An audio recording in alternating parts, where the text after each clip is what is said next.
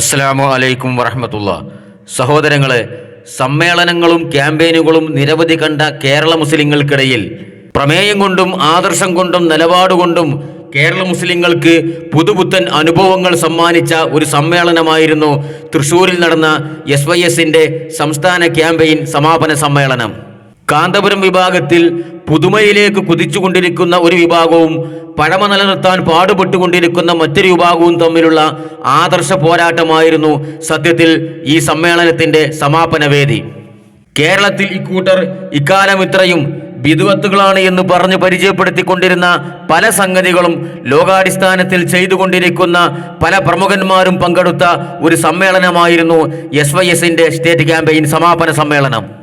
കേരളത്തിലെ സലഫികളുമായുള്ള അഭിപ്രായ വ്യത്യാസങ്ങളിൽ പ്രധാനപ്പെട്ട ഒരു വിഷയമായി ഇവർ ഉയർത്തിക്കാണിക്കുന്ന ഒന്നാണല്ലോ ഖുതുബയുടെ ഭാഷ അഥവാ മാതൃഭാഷയിൽ ഖുതുബ നടത്തൽ. ഇതിനെക്കുറിച്ച് ഇവരുടെ ഈ സമ്മേളന വേദിയിൽ വെച്ച് ഇവരുടെ ഏറ്റവും വലിയ നേതാക്കളിൽ ഒരാളായ പേരോട് അബ്ദുറഹ്മാൻ സഖാഫി പ്രസംഗിക്കുന്നത് ആദ്യം തന്നെ കേൾക്കുക. മുഅ്മിനീങ്ങൾ സത്യവിശ്വാസികൾ നടന്ന വഴി വിട്ടുകൊണ്ട് പുതിയ വഴി സ്വീകരിക്കരുത്. ഇത് ഖുർആൻ വ്യക്തമായി പഠിപ്പിച്ചതല്ലേ. പക്ഷേ ലോക മുസ്ലിമീങ്ങൾ മുഴുവനും നടന്നു വന്ന എത്രയെത്ര ആചാരങ്ങളെയാണ് ചോദ്യം ചെയ്തിട്ടുള്ളത്. 2 ബാങ്ക് ജുമഅക്ക് വിളിക്കുന്നതും അതേപോലെ അറബിയിൽ മാത്രം നിസ്കരിക്കുകയും ബാങ്ക് വിളിക്കുകയും അറബിയിൽ മാത്രം ഖുതുബ ഓതുകയും ചെയ്യുക എന്നത് മുസ്ലിം സമൂഹം മുമ്പേ നടന്നു വന്ന ഒരു ആചാരമല്ലേ. അത് മാറ്റിമറിക്കാൻ ഇവിടെ ആർക്കാണ് അധികാരം? യഥാർത്ഥത്തിൽ ഖുർആൻ അംഗീകരിക്കുന്നുവെങ്കിൽ ആ ഖുതുബയുടെ ഭാഷ മാറ്റുകയില്ലായിരുന്നു. സല്ലൂ കമാ റഅയ്തുമൂനി ഉസല്ലി, ഞാൻ എങ്ങനെ നിസ്കരിക്കുന്നത് കണ്ടോ അതുപോലെ നിസ്കരിക്കണമെന്ന് നബി തങ്ങളുടെ കൽപ്പനയല്ലേ. പക്ഷേ നബി തങ്ങൾ എപ്പോഴെങ്കിലും നിസ്കരിച്ച ഭാഷയിലല്ലാതെ ഖുതുബ നിർവഹിച്ചിട്ടുണ്ടോ? ഖുതുബ നിർവഹിച്ച ഭാഷയിലല്ലാതെ നിസ്കരിച്ചിട്ടുണ്ടോ? രണ്ടിനും 2 ഭാഷയാക്കി മാറ്റാൻ ആരാണ് മുസ്ലിങ്ങളിൽ ഭിന്നിപ്പുണ്ടാക്കാൻ ശ്രമിച്ചവർക്ക് അധികാരം നൽകിയത്? അപ്പോ ഖുതുബ അറബി ഭാഷയിൽ നടത്തുക എന്നുള്ളത് ഇക്കാലം അത്രയും മുസ്ലിങ്ങൾ ലോകാടിസ്ഥാനത്തിൽ ശീലിച്ചു വന്നൊരു കാര്യമാണ്. അത് മാറ്റിമറിച്ചുകൊണ്ട് മാതൃഭാഷയിൽ ഖുതുബ നടത്താൻ ആർക്കാണ് അധികാരമുള്ളത് എന്നാണ് പേരോട് ചോദിക്കുന്നത്. മാത്രവുമല്ല, പരിശുദ്ധ ഖുർആൻ അംഗീകരിക്കുന്ന ഒരു മുസ്ലിമും മാതൃഭാഷയിൽ ഖുതുബ നടത്തുകയില്ല എന്നുള്ളതാണ് മൂപ്പരുടെ കണ്ടുപിടുത്തം. ഖുർആൻ മാത്രമല്ല, ഹദീസിലും സല്ലൂ കമാ റഅയ്തുമൂനി ഉസല്ലി, ഞാൻ എങ്ങനെ നമസ്കരിക്കുന്നത് നിങ്ങൾ കണ്ടുവോ അതുപോലെ നിങ്ങൾ നിസ്കരിക്കണം എന്ന് റസൂലുള്ളാഹി സ്വല്ലല്ലാഹു അലൈഹി വസല്ലം ഹദീസ് ഉണ്ട്. അപ്പൊ റസൂലുള്ളാഹി അറബിയിലാണല്ലോ നിസ്കരിച്ചത്, റസൂലുള്ളാഹി അറബിയിലാണല്ലോ ഖുതുബ പറഞ്ഞത്.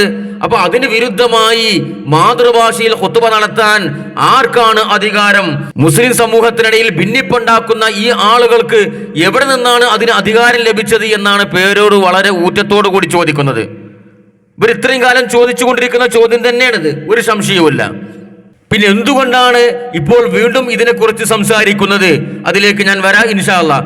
അതിനു മുമ്പ് ഈ സമ്മേളനത്തിലെ പ്രധാന അതിഥിയായി പങ്കെടുത്ത ഒരു വിദേശി ഷെയ്ഖ് യഹ്യ റോഡസ്, അദ്ദേഹത്തെ ഒന്ന് പരിചയപ്പെടാം, എന്നിട്ട് ബാക്കി സംസാരിക്കാം.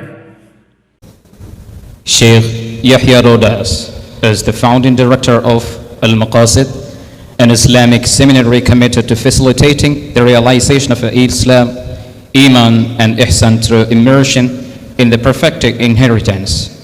He became the disciple of esteemed Sheikh Murabit Al-Hajj in Mauritania and then spent 7 years at acclaimed Dar al-Mustafa in Tarim, Yemen under the guidance of Habib Umar bin Hafid. Today, we are much obliged to enjoy his presence to deliver us the inaugural note of the ideal conference. We accordingly invite Sheikh Yahya Rodas to the podium to grace us with his words. Please. Assalamu alaikum wa rahmatullahi ta'ala wa barakatuh. കേട്ടില്ലേ? വമ്പം വിശേഷണങ്ങളാണ് ഈ പറഞ്ഞുകൊണ്ടിരിക്കുന്നത്.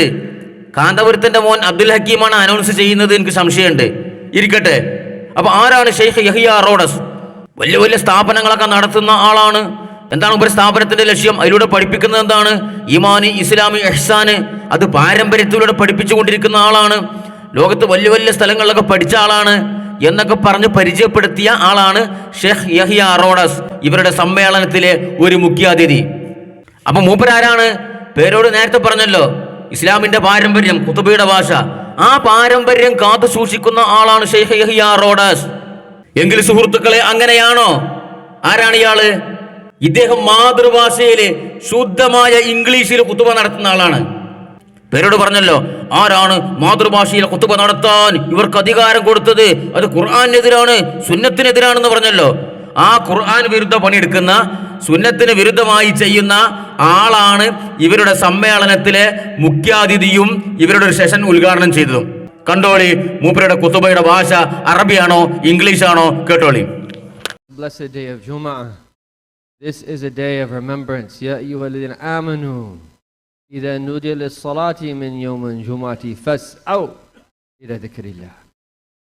That, oh, you who believe, if the call to prayer is called on the day of Jum'ah, fas'au, rush, hasten to the remembrance of Allah. Fas'au ila dhikrillah. And this is one of the proofs, even though when we're being commanded to rush, we're being commanded to rush to the first part. കേട്ടല്ലോ, നല്ല ശുദ്ധമായ ഇംഗ്ലീഷിലാണ് ഖുതുബ, ഇവരുടെ സമ്മേളനത്തിലെ പ്രധാനപ്പെട്ട അതിഥി. അപ്പൊ മാതൃഭാഷയിൽ ഖുതുബ പറയാൻ നിങ്ങൾക്ക് എവിടുന്നാണ് തെളിവ് കിട്ടിയത്? നിങ്ങൾക്കതിന് ആരാണ് അധികാരം നൽകിയത്? അത് ഖുർആൻ വിരുദ്ധമല്ലേ എന്ന് പേരോട് സലഫികളോടല്ല ചോദിക്കേണ്ടത്. നേരെ ബാക്കിലോട്ട് തിരിഞ്ഞിട്ട് അവിടെ മുഖ്യാതിഥിയായി ഇരിക്കുന്ന യഹ്യ റോഡസിനോടാണ് ചോദിക്കേണ്ടത്. മാതൃഭാഷയിൽ ഖുതുബ നടത്താൻ, ഇംഗ്ലീഷിൽ ഖുതുബ നടത്താൻ നിങ്ങൾക്ക് ആരാണ് അധികാരം നൽകിയത്? നിങ്ങളൊരു പാരമ്പര്യവാദിയല്ലേ? നിങ്ങൾ ഇസ്ലാമും ഈമാനും ഇഹ്സാനും പഠിപ്പിക്കുന്ന, പാരമ്പര്യമനുസരിച്ച് പഠിപ്പിക്കുന്ന ആളല്ലേ? ഇങ്ങനെ മാതൃഭാഷയിൽ ഖുതുബ നടത്തൽ ഖുർആൻ വിരുദ്ധമല്ലേ, ഹദീസിന് വിരുദ്ധമല്ലേ എന്ന് അങ്ങോട്ട് തിരിഞ്ഞു ചോദിക്ക്. എന്നിട്ട് സലഫികളെ നെഞ്ഞത്ത് കുതിര കയറാ. അതാണ് പേരോടിനോട് പറയാനുള്ളത്. ഇനി വേറൊരു അതിഥി, ഷെയ്ഖ് ഔൻ മൊയ്യീൻ അൽ ഖദ്ദൂമി, വേറെ അതിഥിയാണ്. അയാൾ ആരാണ്? അയാള് ഈദ്ഗാഹിന് നേതൃത്വം കൊടുക്കുന്ന ആള്. ഈദ്ഗാഹ് എന്താ, സുന്നത്ത ബിദ്അത്ത് തങ്ങളെ കാഴ്ചപ്പാടില് സ്ത്രീകളുമായി പരസ്യമായി വേദി പങ്കിടുന്ന ആള്. കണ്ടോളി, അയാളെ പരിചയപ്പെട്ടോളി.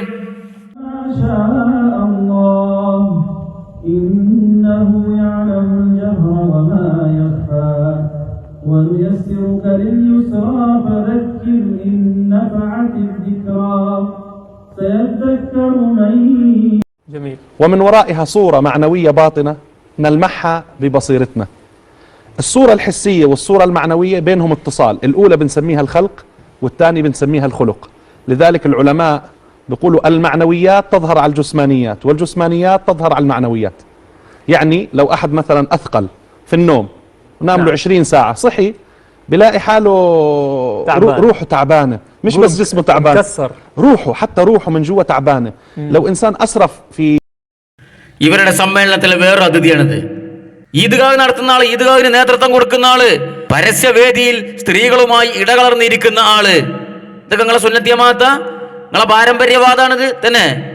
ഈ വക സാധനങ്ങളൊക്കെ വിദേശത്ത് നിന്ന് വലിച്ചു കൊടുത്തിട്ട് ഇവരുടെ സമ്മേളനത്തിൽ ഓരോ സെഷൻ ഉദ്ഘാടനം ചെയ്യിച്ചിട്ട് മുഖ്യാതിഥിയായി ആദരിച്ചിട്ട് ആ സ്റ്റേജിൽ ഇരുത്തിയിട്ട് പേരോട് നേരെ സലഫികളുടെ നേരെ തിരിഞ്ഞിട്ട് പറയാണ്, മാതൃഭാഷയിൽ ഖുതുബ നടത്തൽ പാരമ്പര്യമല്ലോ, അത് ഖുർആൻ വിരുദ്ധമാണ്, അത് ഹദീസിന് വിരുദ്ധമാണ്.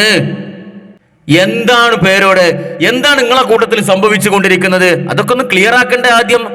സ്വന്തം കണ്ണിലെ കോലെടുത്ത് മാറ്റിയിട്ട് പോരെ അന്യന്റെ കണ്ണിലെ കരട് നോക്കിയിട്ട് ഊതാന്, അല്ലേ? എല്ലാ ബിദ്അത്തിന്റെ ആൾക്കാരും പേരോടിന്റെ ഭാഷയിൽ എല്ലാ ബിദ്അത്തും ചെയ്യുന്ന ആളുകളെ മുഴുവനും മുഖ്യാതിഥികളായി സ്റ്റേജിലേക്ക് വലിച്ചുകൊണ്ടിരാ. എന്നിട്ട് ആ ബിദ്അത്തിന്റെ പേരും പറഞ്ഞിട്ട് സലഫികളുടെ നേരെ കുരച്ചു ചാടുക. എന്ത് നീതിബോധാണോ ഇതിനുള്ളത്? ഇതിനല്ലേ കാപ്പട്യം എന്ന് പറയാ?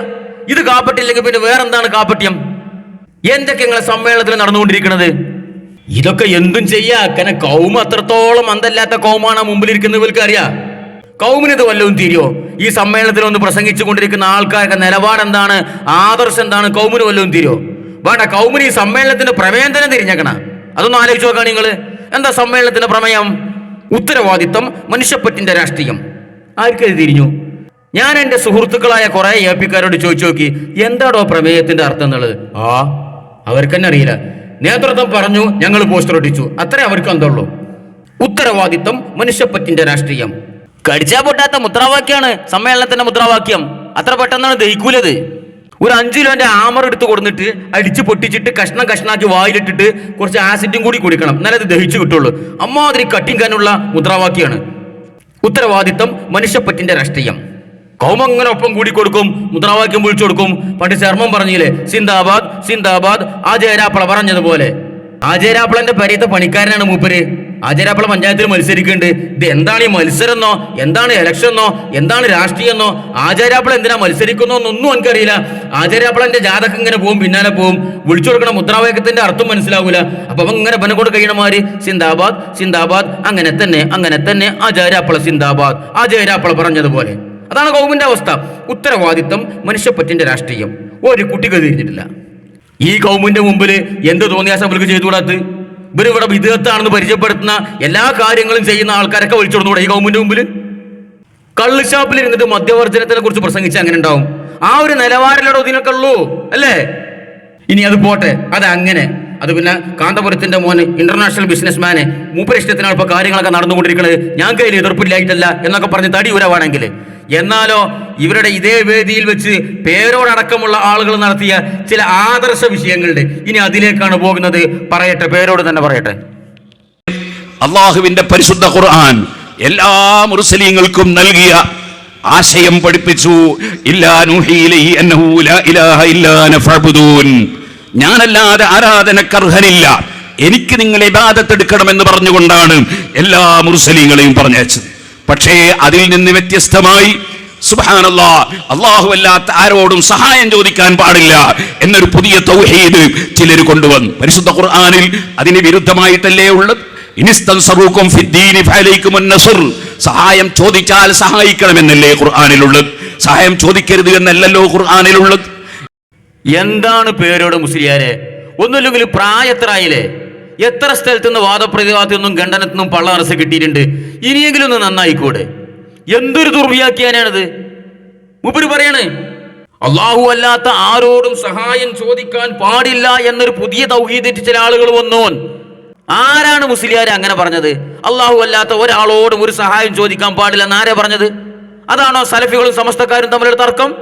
അതാണോ ഇവിടുത്തെ സലഫികളും സൂഫികളും തമ്മിലുള്ള തർക്കം? യഥാർത്ഥ അഹ്ലുസുന്നത്തിന്റെ ആളുകളും നിങ്ങളെ പോലെയുള്ള കുബൂരികളും തമ്മിലുള്ള തർക്കം അതാണോ? അള്ളാഹു അല്ലാത്ത ആരോടൊന്നും ചോദിക്കാൻ പാടില്ല, അതാ തർക്കം? എന്താണ് നമ്മുടെ തർക്കത്തിന്റെ മർമ്മം? അള്ളാഹുവിനോട് ചോദിക്കുന്ന കാര്യങ്ങൾ അള്ളാഹുവിന്റെ സൃഷ്ടിയോട് ചോദിക്കാൻ പാടില്ല.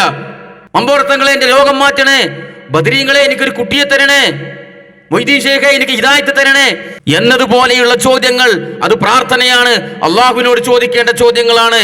അത് അള്ളാഹുവിന്റെ സൃഷ്ടികളോട് ചോദിക്കാൻ പാടില്ല. ഇതാണ് നമ്മളെ തർക്കം. അല്ലാതെ ഒരു രാമൻകുട്ടിനെ വിളിച്ചിട്ട് തേങ്ങട്ടുണ്ട് രാമൻകുട്ടി എന്ന് പറയാൻ പാടില്ല എന്ന്, ഒരു സുഹൃത്തിനോട് എനിക്കൊരു 10,000 രൂപ വായ്പുണ്ടോ എന്ന് പറയാൻ പാടില്ല എന്ന്, തന്നെ ഒരു ഡോക്ടറെ അടുത്തേക്ക് അസുഖം വന്നാൽ പോകാൻ പാടില്ല എന്ന്. ഇതാണോ നമ്മൾ തമ്മിലുള്ള തർക്കം? ഇവിടുത്തെ സലഫികളും സമസ്തക്കാരും തമ്മിൽ തർക്കത്തിലിരിക്കുന്ന സഹായതേട്ടം എന്താണ് പേരോടെ? ജനങ്ങളെ പറഞ്ഞ് പൊട്ടന്മാരാക്കി. എന്നിട്ട് അതിന്റെ തെളിവ് ഖുർആനിലെ ആയത്ത്, സഹായം ചോദിക്കണം എന്നാണ് ഖുർആനിലുള്ളത്. ഏതായത്ത്? മുബരി ഓതാണ് ഇനിസ്തൻസറൂകും ഫിദ്ദീനി ഫഅലൈകുമുൻ നസ്ർ. എന്താണ് ആയത്ത്? ഇത് നമ്മൾ തമ്മിൽ തർക്കത്തിലിരിക്കുന്ന വിഷയത്തിനുള്ള തെളിവാണോ? ഇതെന്താണ് സംഭവം?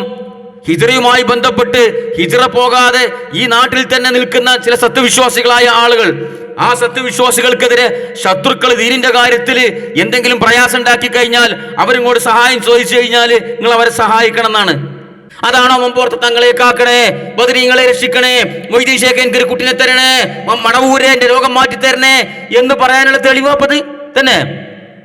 വിഷയത്തിനോട് അട്ടിമറിക്കുക. ഇയാൾക്ക് പ്രായത്തിലായില്ലേ? നമ്മൾ തമ്മിലുള്ള തർക്കം എന്താണ്? മമ്പുറത്തെ തങ്ങളെ കാക്കണേ, ബദരീങ്ങളെ രക്ഷിക്കണേ, മടവൂർ ശേഖ എനിക്ക് ഹിദായത്ത് തരണേ, മൊയ്തീൻ ശേഖ എന്നെ സ്വർഗത്തിലാക്കണേ, നരകത്തിൽ നിന്നും രക്ഷപ്പെടുത്തണേ, ഇത് പറയാൻ പാടുണ്ടോ? ഇല്ലേ? ആ സഹായത്തേട്ടമാണ് നമ്മൾ തമ്മിലുള്ള തർക്കം. അതിനെക്കുറിച്ച് ഈ ഷാച്ചാൽ പേരോടിന്റെ മകൻ തന്നെ പറയുന്ന നിങ്ങൾ കേട്ടുവെക്ക്. നിന്നോട് മാത്രം ഞങ്ങൾ സഹായം ചോദിക്കുന്നു അല്ലാഹ്. അപ്പൊ ചിലർക്കൊരു സംശയം, മഹാനായ മുഹീദ്ദീൻ ശൈഖ് അബ്ദുൽ ഖാദിർ ജീലാനി ഖദ്ദസല്ലാഹു സിർറഹുൽ അസീസ് തങ്ങളെ സ്മരിക്കുന്ന മാസല്ലേ? ഇപ്പൊ എല്ലാവരും മുഹീദ്ദീൻ ശൈഖ് റളിയല്ലാഹു അൻഹുവിനെ മുൻനിർത്തിയിട്ട് ചോദിക്കുന്ന ഒരു സമയമല്ലേ? നിങ്ങളല്ലേ ഹബീബായ നബി സല്ലല്ലാഹു അലൈഹി വസല്ലം നിങ്ങൾ പറഞ്ഞത് വൈദസ്തഅൻത ഫസ്തഇൻ ബില്ലാഹ്, നിങ്ങൾ സഹായം തേടുകയാണെങ്കിൽ അല്ലാഹുവിനോട് സഹായം തേടണം. അതുതന്നെയല്ലേ ഖുർആനും പറഞ്ഞത്? പിന്നെന്തിനാ മൊയ്തീൻ ശൈഖിനോട് ചോദിക്കുന്നത്? നമ്മളാരും മൊയ്തീൻ ശൈഖ് റളിയല്ലാഹു ചോദിക്കാറില്ല, ഒരു ബദരീകളോടും ചോദിക്കാറില്ല, ഒരു നേതാക്കളോടും ചോദിക്കാറില്ല. അതിന് ഏറ്റവും വലിയ തെളിവല്ലേ ദുആ തുടങ്ങുമ്പോൾ തന്നെ എങ്ങനെയാ തുടങ്ങുന്നത്? അൽഹംദുലില്ലാഹി റബ്ബിൽ ആലമീൻ. ലോകത്തിന്റെ മുഴുവനും അധിപനായ അള്ളാഹ്ക്കാണ് സ്തുതി. മൊഹീദ്ദീൻ ശൈഖിന് സ്തുതിയാണ് എന്ന് പറഞ്ഞിട്ട് ദ്വാരക്കുന്നത് നിങ്ങൾ കേട്ടിട്ടുണ്ടോ? ഇല്ല. ഫാത്തിഹ ഓതുമ്പോ ചിലപ്പോ മൊഹീദ്ദീൻ ശൈഖ് റളിയല്ലാഹു അൻഹുവിന്റെ പേരിൽ ഓതിയിട്ടുണ്ട്, ഹബീബായ നബി സല്ലല്ലാഹു അലൈഹി വസല്ലം തങ്ങളുടെ പേരിൽ ഓതിയിട്ടുണ്ട്. അവരൊക്കെ പേരിൽ ഫാത്തിഹ ഓതിയിട്ട് അവരെ മുൻനിർത്തിയിട്ട് ചോദിക്കുന്നത് ആരോടാ? ലോകസിട്ടാവായ റബ്ബിനോടാ. അൽഹംദുലില്ലാഹി റബ്ബിൽ ആലമീൻ. ലോകത്തിന്റെ മുഴുവനും അധിപൻ അവൻ മാത്രമാണ്. അവൻ മാത്രമേ സൃഷ്ടിക്കുന്നവനുള്ളൂ, അവൻ മാത്രമേ പടച്ചു തരുന്നവനുള്ളൂ. ഒരു കാര്യവും ഒരു നബിയും പടക്കൂല, ഒരു മലക്കും പടക്കൂല, ഒരു വലിയും പടക്കൂല, ഒരു സാലിഹും പടക്കൂല, ഒരു മുതല്ലിമും പടക്കൂല, ഒരാളും പടക്കൂല.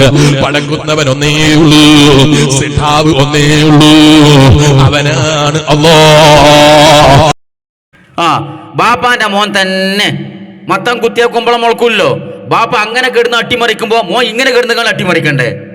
എന്താ മൂപ്പര് പറഞ്ഞത്? അള്ളഹാനോട് മാത്രമേ സഹായം തേടാൻ പാടുള്ളൂ. അപ്പൊ നിങ്ങൾ പറയും ഇത് മൊയ്തീൻ ഷേഖിന്റെ മാസല്ലേ, ഇപ്പൊ മൊയ്തീൻ ഷേഖിനെ മുൻനിർത്തിക്കാണ്ട് ചോദിക്കണ മാസല്ലേ? അള്ളാന്റെ റസൂല് പറഞ്ഞിട്ടുണ്ടല്ലോ നിങ്ങൾ സഹായം തേടണമെങ്കിൽ അള്ളഹാനോട് സഹായം തേടണം എന്ന് പറഞ്ഞിട്ടുണ്ടല്ലോ. ഇതിന് ഉപരി പറയാ ഞങ്ങൾ ആരും മൊയ്തീൻ ഷേഖിനോട് തേടാറില്ല, മമ്പർത്തെ തങ്ങളോട് തേടാറില്ല, പിന്നെ അവരെ മുൻനിർത്തി അള്ളാഹുവിനോട് തേടും. അതവിടെ സംഭവിച്ചുകൊണ്ടിരിക്കണത് തന്നെ. ഇയാൾക്ക് കാര്യം അറിയാഞ്ഞിട്ടാണോ അതോ ബാപ്പാന്റെ മാതിരി കണ്ണടച്ച് ഇരുട്ടാക്കുകയാണോ അറിയില്ല. അപ്പൊ ചെറിയുസ്താദിന്റെ മോന്റെ അഭിപ്രായമാണ് ഇപ്പത്, അതായത് പേരോടിന്റെ മോന്റെ. ഇനി വലിയ ഉസ്താദിന്റെ മോന്റെ അഭിപ്രായം എന്താ? അതായത് കാന്തപുരത്തിന്റെ മോന്റെ. കേട്ടോളി, ഇയാൾ ഈ പറഞ്ഞ രീതിയിലാ കാന്തപുരത്തിന്റെ മോൻ പറയണത്. നോളജ് സിറ്റിയുടെ പ്രവർത്തന മേഖലയിൽ ഒരുപാട് തടസ്സങ്ങളുണ്ടായി, ഒരുപാട് പ്രതിബന്ധങ്ങളുണ്ടായി. അപ്പോഴൊക്കെ നമ്മൾ ബദരീങ്ങളെ വിളിച്ചുകൊണ്ട് പ്രാർത്ഥിച്ചു, ബദരീങ്ങളെ വിളിച്ചുകൊണ്ട് സഹായം തേടി. പേരോടിന്റെ മോൻ ചെവി തുറന്നു വെച്ചു കേട്ടോ. എന്താണ് വലിയ ഉസ്താദിന്റെ മോൻ പറഞ്ഞത്? നോളജ് സിറ്റിന്റെ പ്രശ്നത്തിൽ കുറെ പ്രതിസന്ധികളൊക്കെ ഉണ്ടായി.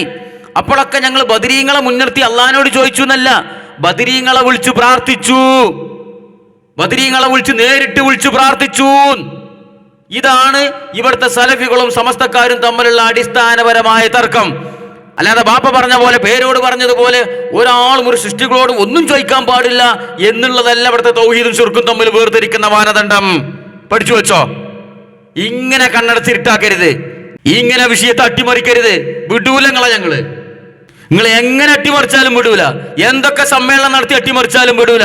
കഴിഞ്ഞിട്ടില്ല പേരോടിന്റെ കാരണം മറിച്ചില്. മൂപ്പരനെ പറയട്ടെ, ഏതെങ്കിലും ഒരു നല്ല കാര്യം ചെയ്യുമ്പോ അതേ അഫ്ദലുൽ അഅമാലി അൽ ഹുബ്ബു ഫില്ലാഹി വൽ ബുഗ്ദു ഫില്ലാഹ്, അമലുകളുടെ കൂട്ടത്തിൽ ഏറ്റവും ശ്രേഷ്ഠമായ അമലാണ് അൽ ഹുബ്ബു ഫില്ലാഹി വൽ ബുഗ്ദു ഫില്ലാഹ്, അല്ലാഹുവിന് വേണ്ടിയുള്ള സ്നേഹം. ആ സ്നേഹത്തിന്റെ പേരിലാണ് ബദരീങ്ങളെ മദ്ഹ് പാടുന്നത്, ആ സ്നേഹത്തിന്റെ പേരിലാണ് മുഹീദ്ദീൻ ശൈഖ് റളിയല്ലാഹുവിന്റെ മദ്ഹ് പാടുന്നത്, റിഫായി ശൈഖിന്റെ മദ്ഹ് പാടുന്നത്. ഭൗതികമായ താല്പര്യത്തിനല്ല, മറിച്ച് അവർ അള്ളാഹുവിന് വേണ്ടി സ്നേഹിക്കുകയാണ്. അവർ അള്ളാഹുവിന്റെ ദീനിനു വേണ്ടി ത്യാഗം ചെയ്തവരെന്ന നിലക്കുള്ള സ്നേഹം പ്രകടിപ്പിച്ച് അവരുടെ പേരിൽ ഒരു ഫാത്തിഹ ഓതിയാൽ, അല്ലെങ്കിൽ അവരുടെ പേരിൽ ഭക്ഷണം കൊടുത്താൽ, അല്ലെങ്കിൽ അവരെ മദ്ഹ് പാടിയാൽ അതെല്ലാം ബിദ്അത്തും ശിർക്കുമായി ചിത്രീകരിച്ചത് ഏത് ഖുർആനിന്റെ അടിസ്ഥാനത്തിലാണ്? എന്താ മൂപ്പര അട്ടിമറിക്കലിന്റെ കോലം? എന്താ മൂപ്പര ചോദ്യം? ആനത്തല പോലുള്ള ചോദ്യമാണ്.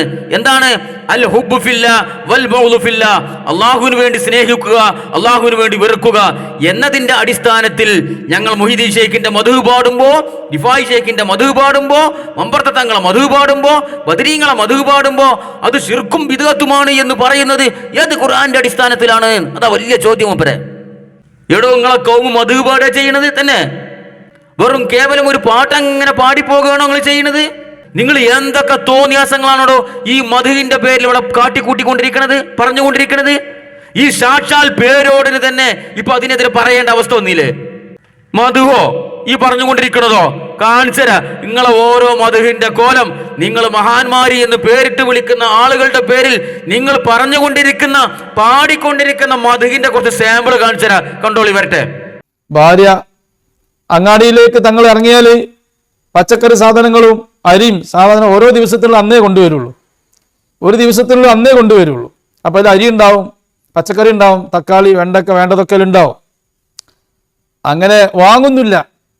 ഓരോ കടകളുടെ മുന്നിലൂടെ പോകുമ്പോൾ ആ കടയിലുള്ള ആളുകളിന് കൊടുക്കും, അവർക്ക് അത് കൊണ്ടുവരും.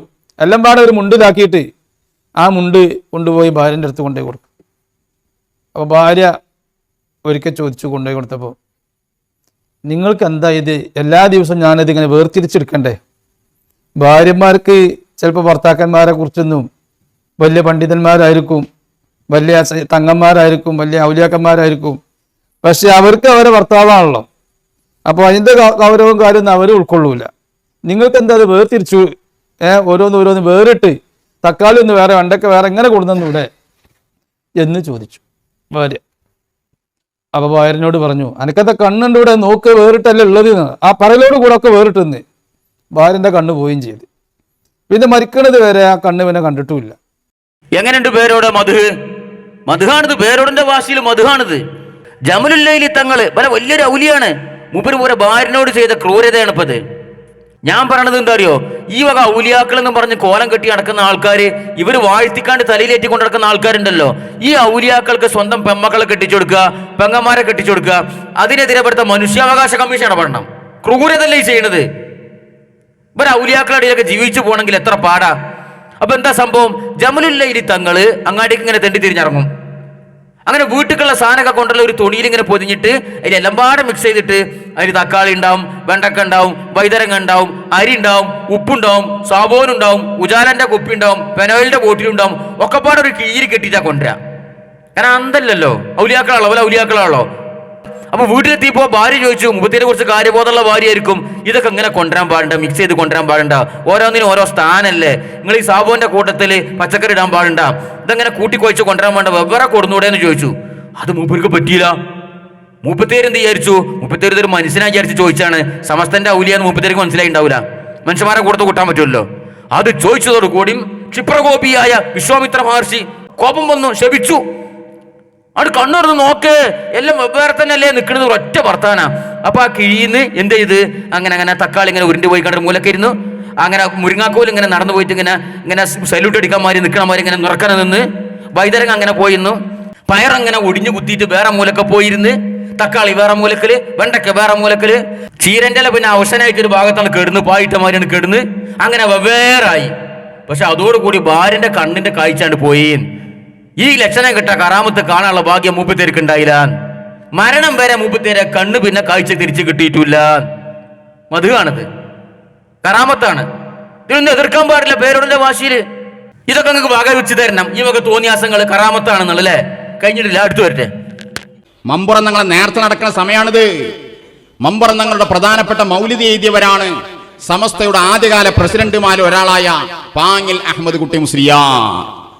പാങ്ങിൽ ഉസ്താദ് എഴുതി വെച്ചു മമ്പുറം ഞങ്ങളെ ചരിത്രം. കാന കുത്തുബുസ്സമാൻ, അവർ കുത്തുബുസ്സമാൻ, സമാനിന്റെ കുത്തുബായ അധികാര പദവിയിലെത്തിയവരായി. ഫക്കാന, അതല്ല അറബിയിലൊരു ഫാ ഉണ്ടല്ലോ അവിടെ. അള്ളാഹു പ്രത്യേകമായ അധികാര പദവിയിൽ എത്തിയ സമയം അവരുടെ വസ്ത്രധാരണത്തിലൊക്കെ മാറ്റം വന്നു. കാന യതഖത്തമു ബിനഹ്വി ദഹബ്, സ്വർണമോതിരം അതും അതുപോലോത്തതൊക്കെ അവർ ധരിക്കാറുണ്ടായിരുന്നു, പട്ട് ധരിക്കാറുണ്ടായിരുന്നു. നോക്കൂ നിങ്ങൾ, ധാരാ എഴുതി വെച്ചത് സമസ്തന്റെ പ്രസിഡന്റ്. മമ്പുറം നിങ്ങളുടെ ജീവിതകാലത്ത് അത് അനുഭവിച്ചവരാണ്. അത് എഴുതി വെക്കാൻ അന്ന് സമസ്തന്റെ പ്രസിഡന്റ് എനിക്ക് പ്രയാസമില്ല. അന്നത് കേട്ട് മനസ്സിലാക്കിയ സമൂഹം അവർക്കും അതിലൊന്നുമില്ല. കാരണം അള്ളാഹുവിന്റെ മശായിഖന്മാരുടെ ജീവിതത്തിൽ അവർക്ക് പ്രത്യേകമായിട്ടുള്ള പല അവസ്ഥകൾ ഉണ്ടാകും. അത് എല്ലാവർക്കും കൂടി ഇട്ട് നടക്കാനുള്ള അനുമതി ഇല്ല എന്നും അവർക്കറിയാം.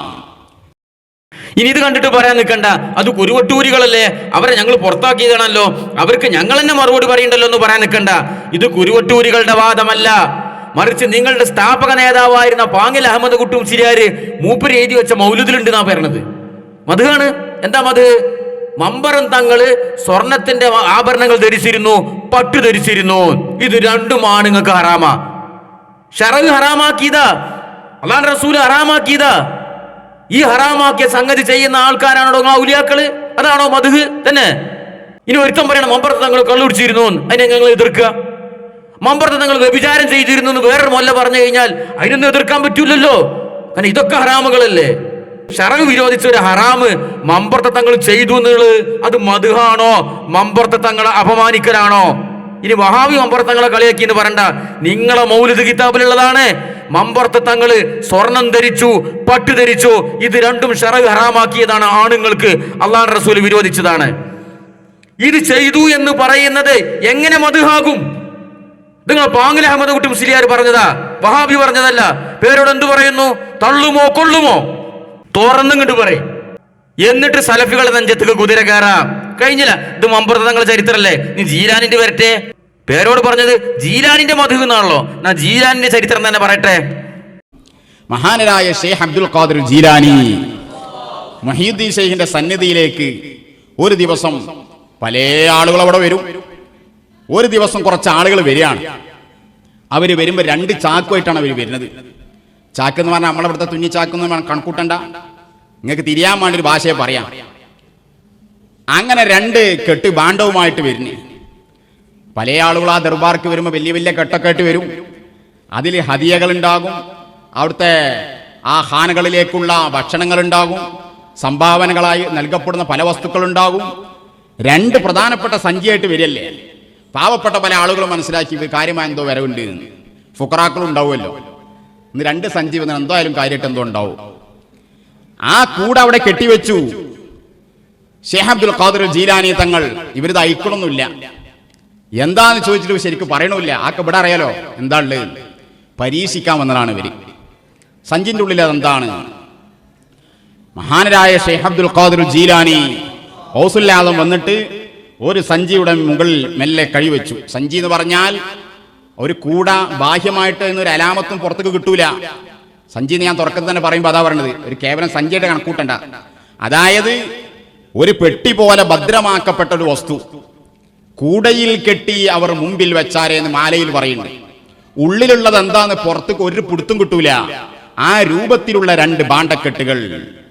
ഒന്നിന്റെ മുകളിൽ ഷെയ്ഖ് ജീലാനി തങ്ങൾ കൈവച്ചിട്ട് പറഞ്ഞു, ഇതിന്റെ ഉള്ളിൽ ഒരു കുട്ടിയാണ്, കാലിന് സുഖമില്ലാത്തൊരു കുട്ടിയാണ്. കൂടയച്ചു നോക്കുമ്പോൾ കാലിന് നടക്കാനൊന്നും ശേഷിയില്ലാത്തൊരു കുട്ടി. ജീലാനി തങ്ങൾ പറഞ്ഞു, എഴുന്നേൽക്കൂ, പോകൂ. ആ കുട്ടിന്റെ കാലിന്റെ അസുഖം മാറി ആ കുട്ടി പെട്ടെന്ന് ഓടിപ്പോവുകയാണ്. പാവ അതിനെ കുറിച്ചാരോ കൊണ്ടുവന്നിട്ടായിരിക്കും. 2ാമത്തെ കൂടയിലും ഷെയ്ഖ് ജീലാനി തങ്ങളെ ഇതിലൊരു കുട്ടി തന്നെയാണ്, കാലിനൊക്കെ ശേഷിയുള്ള കുട്ടി തന്നെയാണ്. ആ കുട്ടിയുടെ കെട്ടയിച്ച് ആ കുട്ടി പോകാൻ ഒരുങ്ങിയപ്പോൾ ഷെയ്ഖ് ജീൽ ഇരിക്കവിടെ. ആ കുട്ടിയുടെ കാലിന്റെ ശേഷി നഷ്ടപ്പെട്ടു. ഇതും കുരുവട്ടൂരികളുടെ വാദമല്ല. പേരോട് നിങ്ങളെ മാലയിലാണ്. എന്താണ്? ജീലാനിനെ പരീക്ഷിക്കാൻ വേണ്ടി കുറച്ച് ആൾക്കാർ 2 ചാക്കിൽ 2 കുട്ടികളെ കെട്ടിക്കൊടുന്നതാ. വല്ല പാളയംകോടൻ കൊല കൊണ്ടുവരണ മാതിരി അങ്ങനെ ചാക്കിൽ കെട്ടിക്കൊടുന്നു. അപ്പൊ ജീലാനിക്ക് ഇതിനുള്ളിൽ എന്താന്ന് അറിയില്ലേ നോക്കാൻ വേണ്ടി വന്നതാണ്. അങ്ങനെ ജീലാനി ചാക്ക് അങ്ങോട്ട് തുറന്നു നോക്കുമ്പോ ഒരു ചാക്കിൽ കാല് കുഴഞ്ഞൊരു കുട്ടി. ആ കുട്ടീനെ പുറത്ത് കറക്കിയിട്ട് ഓടറാന്ന് പറഞ്ഞു. അവന്റെ കാലിന്റെ പ്രശ്നമൊക്കെ തീർന്നിട്ട് ഓടി. മറ്റേ ചാക്കിലോ ഒരു കുഴപ്പമില്ലാത്തൊരു കുട്ടി. ആ കുട്ടിന്റെ കാല് തളർത്തിട്ടു. മധുഹാണിത് തന്നെ. ഒരു നിരപരാധിയായ ഒരു കുട്ടിന്റെ കാല് തളർത്തിടാന് മധുഹാണോ പേരോടേത്? ഇതിനെ എതിർക്കാൻ പാടില്ലാക്കി തോന്നിയാസത്തിന്. ഇതൊക്കെ നിങ്ങളെ മാല കിതാബിലും മൗലിദ് കിതാബിലും നിങ്ങളെ പീറ കിതാബിലും കീറ കിതാബിലുള്ള കഥകളാണ് ഇതൊക്കെ. ഇതൊക്കെ പുറത്ത് വലിച്ചിട്ട് സമൂഹത്തിനോട് പറഞ്ഞു കൊടുത്തതാ ഞങ്ങൾ ചെയ്ത തെറ്റ്. പേരോടിനെ ചൊടിപ്പിച്ചത് അതൊക്കെയാണ്. മധുഹ് ചേമ്പിന്റെ കൊലയാണിത്. മധുഹ് കഴിഞ്ഞിട്ടില്ല. അടുത്ത് വരട്ടെ. ചൊല്ലില ഒന്നുമേ എന്നോട് ചൊല്ലാതെ ചൊല്ലൂ നീ എൻ്റെ ആ മനിലാതെന്നോവർ. മുത്തനബിൻ്റെ അതേ അവസ്ഥയാണ്. മുത്തനബിൻ്റെ അതേ പ്രാതിനിധ്യം വഹിക്കുന്ന ഔലിയാനുള്ളത്. അവര് അള്ളാഹുവിന്റെ അനുമതി പ്രകാരം അനങ്ങൂ. അനുമതി പ്രകാരമേ അവർ പറയൂ. അനുമതി പ്രകാരം എന്തെങ്കിലും കാര്യം ചെയ്യൂ.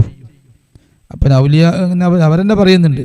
വൈദേശിയൊക്കെ പറഞ്ഞത്, ഞാനൊരു വാക്ക്, ഒരു കെലിമത്ത് ഞാൻ പറയണമെങ്കിൽ എത്രയോ പ്രാവശ്യം അല്ലാഹു തആല എന്നോട് പറയൂ പറയൂ എന്ന് ആവർത്തിച്ച് പറഞ്ഞതിന് ശേഷമാണ് ഞാനത് പറയുന്നത്. അള്ളാഹു പറയാൻ പറഞ്ഞതല്ലാത്ത ഒന്നും ഞാൻ പറഞ്ഞിട്ടില്ല എന്ന് മുഹീദ്ദീൻ ശൈഖ് റളിയല്ലാഹു അൻഹു പറയുകയുണ്ടായി. കേട്ടില്ലേ? പേരോടിന്റെ പോലെ സക്കാഫി ബിരുദെടുത്ത ആ സ്ഥാപനത്തിൽ നിന്ന് സക്കാഫി ബിരുദെടുത്ത വേറെ സക്കാഫിയാണത്. എന്താ അവൻ പറഞ്ഞത്? മുത്തുനബിന്റെ അതേ അവസ്ഥ തന്നെയാണ് ഔലിയാക്കള്. നിങ്ങളോട് ഞങ്ങൾക്ക് ദയവ് ചെയ്ത് പറയാനുള്ള, നിങ്ങൾ മുത്തുനബി ഞങ്ങൾ ഈ കഥയൊക്കൊന്നും വിളിച്ചോണ്ടല്ലേ. നിങ്ങൾ ഈ 6 വർഷം കറാമത്ത് കഥകളുണ്ടല്ലോ, അതിക്ക് ദയവ് ചെയ്ത് നിങ്ങൾ മുത്തുനബിനെ കൂട്ടിക്കെട്ടല്ലേ. നിങ്ങൾ പരിചയപ്പെടുത്തുന്ന പല ഔലിയാക്കളും മുത്തുനബിയും തമ്മിൽ എന്ത് ബന്ധമാണോ ഉള്ളത്? അതവിടെ ഇരിക്കട്ടെ. അപ്പൊ എന്താ പറഞ്ഞത്? ജീലാനി അള്ളാഹു നേരിട്ട് ഒരു കാര്യം പറഞ്ഞാൽ മാത്രമേ ജീലാനി ചെയ്യൂ എന്ന് ആവർത്തിച്ച് പറഞ്ഞാൽ, അതാണ് അടിവരേണ്ടത്. ചെയ്യൂ എന്ന് ആവർത്തിച്ച് പറഞ്ഞാലേ ജീലാനി ചെയ്യൂ, ആവർത്തിച്ച് പറഞ്ഞാലേ ജീലാനി പറയൂ. മനസ്സിലായോ? ഇത് മദ്ഹാണോ? ധിക്കാരല്ലടോ ഇത്. ഇതെന്ത് മദ്ഹാണിത്? അള്ളാഹ് ആവർത്തിച്ച് പറയേ. അള്ളാഹു ഈ ഭൂമിയിൽ വെച്ച് മനുഷ്യന്മാരോട് നേരിട്ട് സംസാരിക്കോ ഇല്ല എന്നുള്ളതാണ് നിൽക്കട്ടെ, വേറെ ചർച്ചയാണ്. അങ്ങനെ പറഞ്ഞു കഴിഞ്ഞാൽ സങ്കല്പിച്ചാൽ തന്നെയും അള്ളാഹ് ആവർത്തിച്ച് ഇങ്ങനെ പറയണം. നമ്മൾ വൈകുന്നേരം സ്കൂളിൽ ചെന്നിട്ട് ഈ ഉമ്മാര് കുട്ടികളെ റേഷൻ കടിക്ക് വിടുമല്ലോ, ഒന്ന് ചെല്ലടാ, ഒന്ന് ചെല്ലടാ, ഒന്ന് ചെല്ലടാ, ഒന്ന് പോയടാ, ഒന്ന് സാധനം വാങ്ങിക്കൊണ്ടിരടാ, അങ്ങനെ 10 വട്ടം പറഞ്ഞാലേ ചെക്കന്മാർ ചെയ്യുള്ളൂ, കുരുത്തം കെട്ട ചെക്കന്മാര്. അതുപോലെയാണോ? അള്ളാഹ് ആവർത്തിച്ച് പറയണം, ജീലാനിയെ ഒന്ന് ചെയ്യ്, ഒന്ന് ചെയ്യ് ജീലാനിയെ, ഒന്ന് ചെയ്യ് ജീലാനിയെ, ജീലാനിയെ ഒന്ന് അങ്ങനെ പറയും, ഒന്ന് അങ്ങനെ പറയും, ഒന്ന് അങ്ങനെ പറയും. ഇങ്ങനെ ആവർത്തിച്ച് പറഞ്ഞാലേ ജീലാനി ചെയ്യുള്ളൂ. ഇത് മദ്ഹാണോ? തന്നെ ഇത് ധിക്കാരാണിത്, പോക്കിരിത്തരമാണിത്. അള്ളാഹിനെ കൊണ്ട് ആവർത്തിച്ച് പറയിക്കേ. ഇതൊക്കെയാണ് നിങ്ങൾ മദ്ഹിന്റെ പേരിൽ ഇവിടെ പൊലമ്പിക്കൊണ്ടിരിക്കുന്നത്. ഇത് എതിർക്കാൻ പാടില്ല. ഞങ്ങൾ ഇങ്ങനെ നിങ്ങൾ അനുയായികളമാരി ഇങ്ങനെ പൊട്ടന്മാരായിക്കാണ്ട് ഇങ്ങനെ ചുവട്ടിൽ കയ്യും തിരികിയിട്ട് ഇങ്ങനെ മുണ്ടാതെ ഇരിക്കണല്ലേ. വേറെ ആളെ നോക്കതിന് ശക്തമായിട്ട് എതിർക്കും. ആ എതിർത്തിന്റെ ഫലം ഇവിടെ കാണുന്നുണ്ടല്ലോ. കഴിഞ്ഞില്ല മദ്ഹിന്റെ കോലം മടവൂരിനൊക്കെ മധു പറഞ്ഞ് എവിടെ എത്തിച്ചു പോരുന്നറിയോ? കേട്ടോളി. മുത്തുനബി സല്ലല്ലാഹു അലൈഹി വസല്ലമ തങ്ങൾ മക്ക ഫത്ഹാക്കിയിട്ടുണ്ടെങ്കിൽ, അന്ന് മക്കം ഫത്ഹ് നടന്നിട്ടുണ്ടെങ്കിൽ മൊത്തം ഫത്ഹാക്കാനാണ് മടവൂർ ശൈഖ് റളിയല്ലാഹു തആല അൻഹു തീരുമാനിച്ചിട്ടുള്ളത്. അത് നടക്കാൻ പോവുകയാണ് മൊത്തം ഫത്ഹ്. ആ മൊത്തം ഫത്ഹ് നടക്കാൻ വേണ്ടിയുള്ള സൗകര്യത്തിന് നമ്മുടെ കണ്ണിൽ നിന്ന് മറഞ്ഞു നിന്നതാണ് യഥാർത്ഥത്തിൽ മടവൂർ ശൈഖ് റളിയല്ലാഹു തആല അൻഹു. എന്താണോ ഈ ഹംകി പറയണത്? മധുവാണിത് തന്നെ. ആരെ മധു? മടവൂരിന്റെ മധു. എന്താണ്? മുത്തുനബി മക്കം ഫത്ഹാക്കി മടവൂര് മൊത്തം ഫത്ഹാക്കാൻ വന്നതാണ്. മടവൂര് മൊത്തം ഫത്ഹാക്കിയ കോലം ഞങ്ങളിപ്പോ കാണുന്നുണ്ട്. മടവൂര് മൊത്തം കുട്ടിച്ചോറാക്കാൻ വന്നത്. അവിടെ കേരള മുസ്ലിങ്ങളുടെ വിശ്വാസം കുട്ടിച്ചോറാക്കാൻ വന്നത്, നിങ്ങളെ സംഘടന കുട്ടിച്ചോറാക്കാൻ വന്നത്. അതാണ് മടവൂരിന്റെ ക്വാളിറ്റി. അതോടെ ഇരിക്കട്ടെ. അപ്പൊ റസൂല് മക്കം ഫത്ഹാക്കി മടവൂര് മൊത്തം ഫത്ഹാക്കി. ഈ വീഡിയോ എന്റെ യൂട്യൂബിൽ നിന്ന് പിൻവലിച്ചിട്ടുണ്ട്. മനസ്സിലായോ? അപ്പൊ എന്താ പറയണ സമയത്ത് എനിക്ക് ബോധമില്ലായിരുന്നോ? 5 വയസ്സുള്ള ഒരു കുട്ടി പറയണത് ഈ വർത്താനം.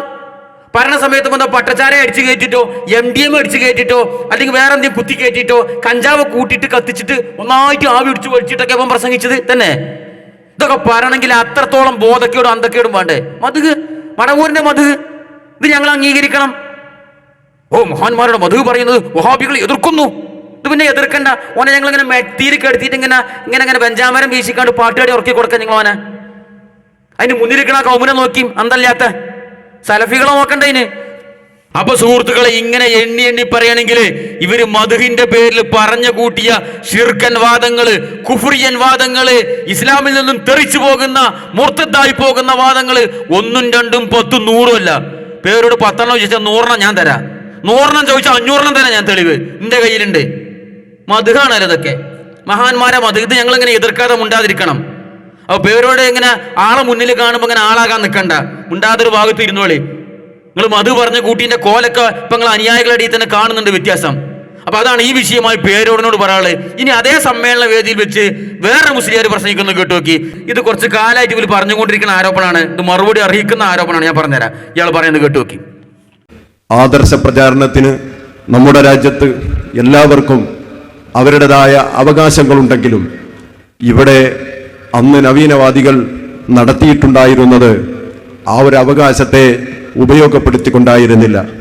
മറിച്ച് കുതന്ത്രങ്ങൾ മെനഞ്ഞുകൊണ്ട് അഹ്ലുസുന്നത്തി വൽ ജമാഅത്തിന്റെ ആദർശത്തിന്റെ അകത്തേക്ക് കടന്നു വരുന്നതോടുകൂടെ തന്നെ സുന്നത്ത് ജമാഅത്തിന്റെ ആസ്തികളെ, സ്ഥാപനങ്ങളെ, വഖഫുകളെ, പള്ളികളെ, മദ്രസകളെ ഇതെല്ലാം തന്നെ വളരെ തന്ത്രപരമായി കുതന്ത്രത്തിലൂടെ കയ്യിലാക്കിക്കൊണ്ടായിരുന്നു അന്ന് അവരിവിടെ പ്രവർത്തിച്ചിട്ടുണ്ടായിരുന്നത്.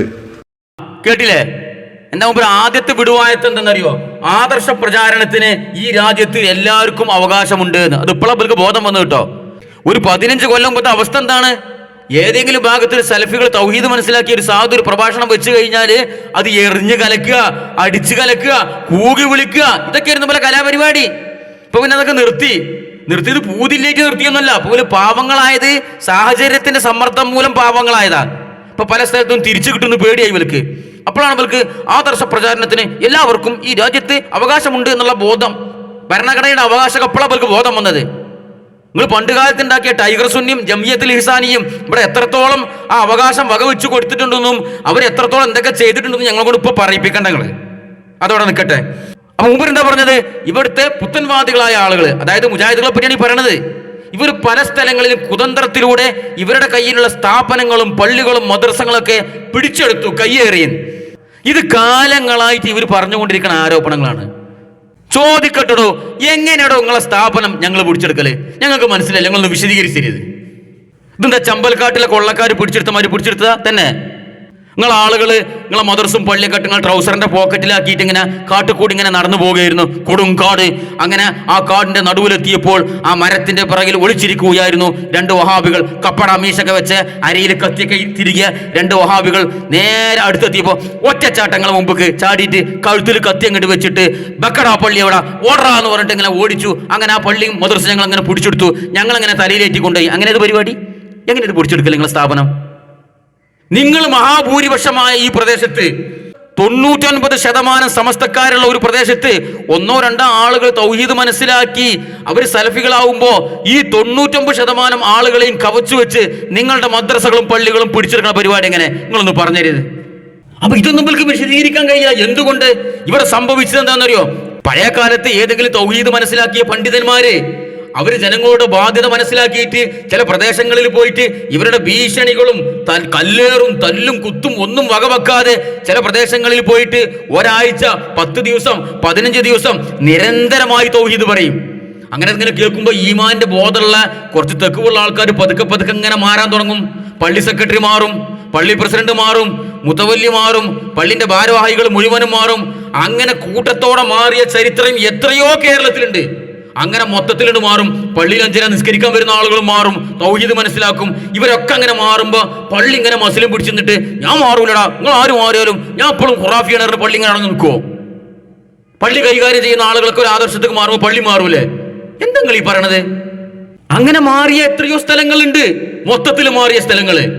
അതിന് ഇവർക്ക് പള്ളിനേറ്റ് വല്ല ബന്ധം വേണ്ട ഈ കൗമിന്? ഇവരെന്തിനാ കാര്യമായിട്ട് പള്ളി പോലെ ഏതേ നേർച്ചക്ക് മിണുങ്ങാനോ വല്ല മൗലൂദിനോ റാത്തീബിനോ അല്ലെങ്കിൽ പള്ളിയൊക്കെ കിടന്ന് കൂത്താടാനോ? ഇതൊക്കെ അല്ല പണ്ടും ഇപ്പോഴും ഇവരെ പല കൗമിന്റെ അവസ്ഥയാണ്. ഇവർ പള്ളി ഇപ്പോഴും പല ആളുകളും പള്ളി കാണുന്നത് അള്ളാന്റെ ഭവനം എന്നുള്ള നിലക്കല്ല. ഇവർക്ക് ബ്രേക്ക് ഡാൻസും കുച്ചിപ്പുടിയും ഭരതനാട്യം അമ്മൻകുടം പിന്നെ ഇത് ക്യാബറ ഡാൻസും ഇതൊക്കെ നടത്താനുള്ള ഒരു താവളായിട്ടാ ഇവർ പള്ളിനെ കാണുന്നത്. പള്ളിക്ക് നൽകേണ്ട ഒരു ഹുറുമത്ത്, പള്ളിക്ക് നൽകേണ്ട ഒരു ആദരവ്, ഇത് അള്ളാന്റെ ഭവനാന്നുള്ള ബോധം എത്ര എണ്ണത്തിന് പല കൂട്ടത്തിലുണ്ട്. എന്തൊക്കെ പേക്കൂത്തുള്ള പോലെ പള്ളിയൊക്കെ കാട്ടിക്കൂടുന്നത് കണ്ടു നോക്കി.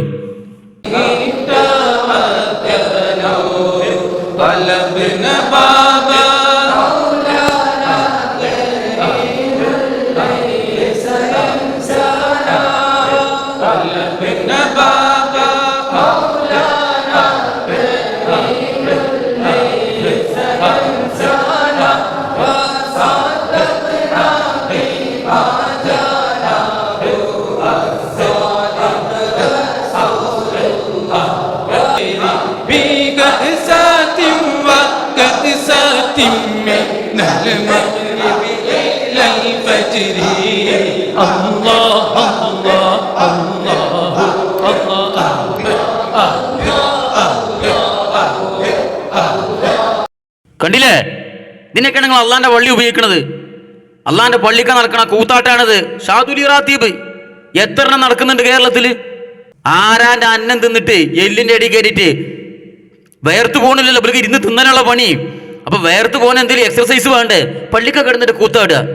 ഷാദുലി റാത്തീബ് എന്ന് പറഞ്ഞിട്ട് അള്ളാനെ ആരാധിക്കാണ്ടൊക്കെ പള്ളിയാണത്. അവിടെ അള്ളല്ലാത്തവരെ വിളിച്ച് പ്രാർത്ഥിക്കും നിങ്ങള്.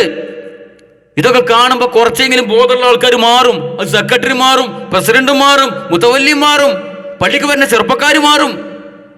എല്ലാവരും ഈ മഹലിലുള്ള എല്ലാവരും നിങ്ങൾ ഈ മൂല്യമാരെ തലതിരിഞ്ഞ ചിന്താഗതിക്കാരാന്നുള്ള ചിന്താഗതി നിങ്ങൾ ആദ്യം മാറ്റേണ്ടത്. അങ്ങനെ മാറുമ്പോൾ പള്ളി മഹലിൽ മൊത്തം മാറും. അങ്ങനെ തന്നെയല്ലേ സംഭവം? ഇവർക്ക് ഈ പാട്ടും കൂത്തും ഈ തോന്നിയാസങ്ങളാണ് ഇവരുടെ ജീവിതത്തിൽ മുഴുവൻ. ദീനോണ്ട് കളിക്കുക, പാട്ടും കൂത്തും. ഇപ്പൊ പുതിയൊരു വിവാദമായ ഒരു പാട്ട്, റുസ്തമോളെ പാട്ട് ഒന്ന് കേട്ടോ കാണി. ഇതാണ് ഇപ്പോഴത്തെ വിവാദം. തറവാട്ടിനിന്ന് മംഗളമാണ്,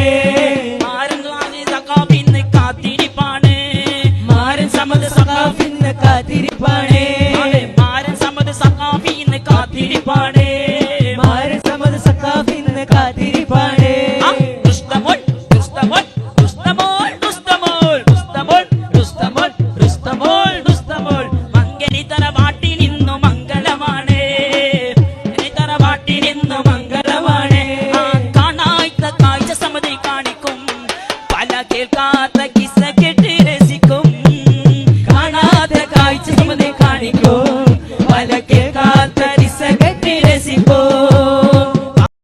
താലി കെട്ട് കെട്ടിയ മൊല്ലമാരെ ഉളുപ്പുണ്ടോ എനിക്കൊക്കെ?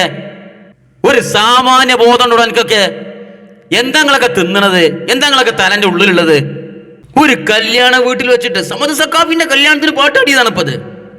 എന്തൊരു വഷളത്തരാണ് ഈ ചെയ്തുകൊണ്ടിരിക്കുന്നത്. എന്താ അതിന്റെ വരികള്? കാണാത്ത കാഴ്ചകൾ സമത് കാണിക്കോത്രേ.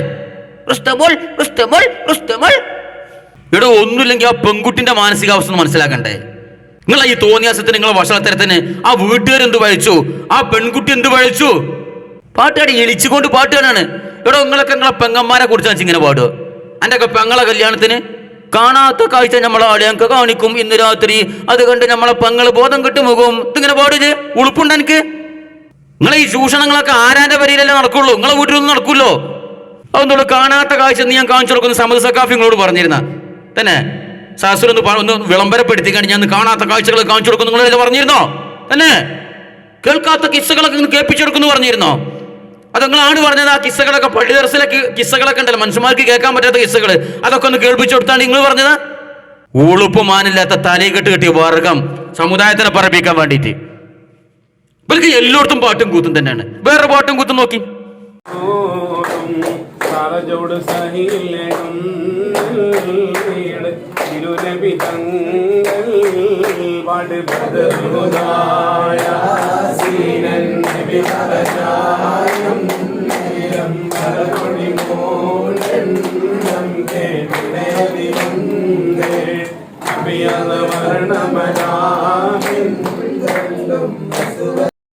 ഒരു കുട്ടിനെ തൊട്ടിയിലിട്ട് ആട്ടുക, എന്നിട്ട് കുറെ തലയിൽ കെട്ടിട്ട് മൂല്യന്മാരിന്ന് ഇങ്ങനെ കയ്യൊട്ടിപ്പാടി ചുറ്റും. എന്താ ഇതൊക്കെ സംഭവം?